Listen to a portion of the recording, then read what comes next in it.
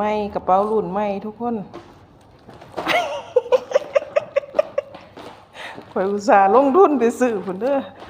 ทั้งหิวกระเป๋าขากระลมเป๊ะลมเป๊ะลมเป๊ะลมเป๊ะ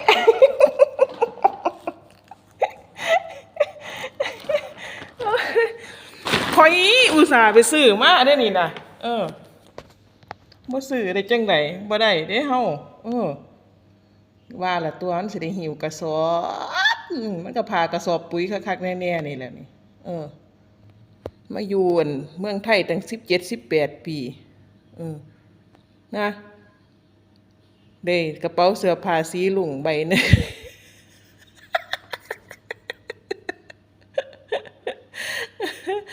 ม่วยไข่หัวได้ยังไงก็หัวคักๆแน่ๆนี่แล้วย่างหลุมเป๊ะอีผากกันก็ตูสุหัวเห็ดอูยุไปปานหั่งกันนั่นปานหั่งนกผมบ่วีหลายก็ได้แต่อันจากหัวเนาะสภาพ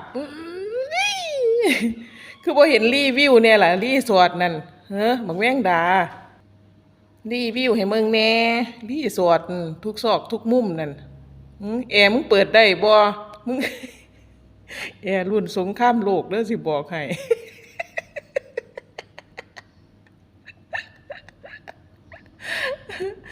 คือบ่นรีวิวโถนางโถนั่นสวมให้มึงแน่ให้ FC ตัวย่งมึงแน่บักภาคมึงมันเป็นจังได๋มองกันสุกหัวนอนคือบ่เห็นรีวิวแต่เก่าบ่พลาดบ่ได้เด้มึงคันได้นอนรีสอร์ทมันมีทิชชู่บ่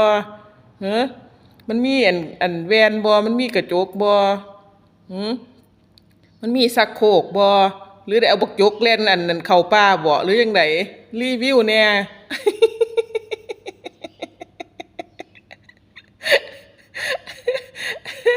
รีวิวให้มึงแน่มึงอย่าอักไว้หลายบักภาคมึงแต่เก่ามึงคือรีวิวดีแท้รีวิวให้มึงแน่คนอยากเห็นก็นั่นกระเป๋าเสื้อผ้าของเน็ตอันนั้นอันนี้เด้YouTube ผู้นำ YouTube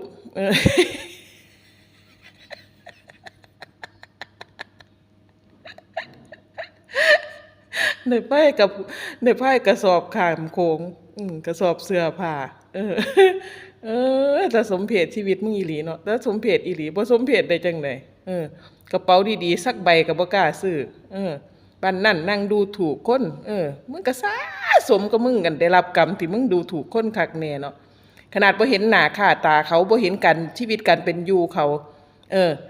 ว่าเขาขี้ทุกข์แบบนั้นขี้ทุกข์แบบนี้ว่าเขาสารพัดดูถูกเขาผู้อยู่เมืองนอกคันบ่ได้เป็นนั่นกลก็บ่ได้ไปเมืองนอกเมืองหน้าหุ่นตัวสุดท้ายมึงก็ร่ำรวยได้เพราะอันนี้ล่ะมึงมีอยากมีกินก็เพราะอันผู้เพิ่นอยู่เมืองนอกล่ะเพิ่นหยิบยื่นให้นั่นนะเพิ่นซอยเหลือเวลามึงตกอับนะแต่มึงเด้มึงเนรคุณนะแหกปากด่าเขาเจ้าว่าสั่นเปล่าบ่ว่าผู้ใดก็สร้างถึกมันด่าปั๊ดก็ยังว่าทุกคน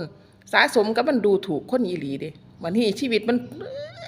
ดิ่งลงเหวอย่างเดียวเลยบ่มีเงยหัวบ่ขึ้นแล้วมึงอีหมอนก็แซงมึงได้ดังใจในศาสตร์นี่ล่ะมันเห็นในศาสตร์นี่ล่ะบ่ได้เห็นศาสตร์อื่นดอกศาสตร์นี่แท้ๆแน่ๆนี่แหละนะคุณอันนี้ล่ะนี่กระเป๋าหิวเห็นยามใดก็อยากหัวทุกคน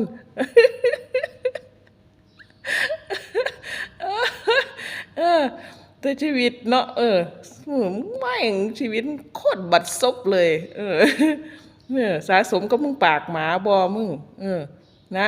รีวิวให้มึงแหน่มันเป็นจังได๋แอร์มันเปิดได้บ่มีหม่องนั่งขี่บ่เอาอยู่บ่บักโจกนั่นให้เว้ากักๆแน่ๆซะเถาะเฮ้ยซุ่มซัวสมน้ำหน้ามึงแหน่บ่มีหม้องสุกหัวนอนมันบ่บัดนี้เอาไปเอามาได้ไปอยู่กับอันนั้นมองกัน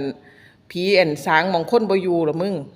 ไปอยู่จังซั่นล่ะมันเหมาะกับพวกซูแล้วพวกซูพวกผีสางบ่อันนี้ผีพวกผีเป็ดผีเป่าผีโพงพวกซูมันเหมาะไปอยู่จังซั่นล่ะอยู่ในป่าอยู่ในหม้องคนบ่เที่ยวพุ่นล่ะเที่ยวแต่ผีพุ่นล่ะพวกซูสมน้ำหน้ามึงแน่เขาถีบหัวมึงทรงบ่ เป็นอยู่เฮียนไผเขาก็บ่ให้อยู่บ่ไปหันบางทีกับสิคาบคอบ่ไปเฮียนอีหลินยาวอีหลินยาวก็สิซิดกันคาบคอคือกันอ้ายเขาบ่มาก็โทรเอิ้นเขานำบ่มึงอ้ายแต่สมเพชเนาะชีวิตมึงอ้ายอีฝ่าย อีบัฟฟาโล เฮ้ยเขาเสียค่าเสริมสวยตั้งเป็นพันพุ่นเด้อทุกคน อุ้ยสวยแล้วบ่หั่นน่ะโอ้เจียดซื้อเสื้อในใหม่นั่นอีภาคมึงเสื้อในมึงกำลังแนวนมมึงสิบ่อยู่ห้อยอยู่อันตะตุ่มพุ่นนมมึงตอนนี้ ย่านตรงเลงอยู่เฮงมาเมบสแตกให้มึงบัดนี้นมเฮงฟาดอยู่พื้นพุ่นอีภาคมึงย่านหลาย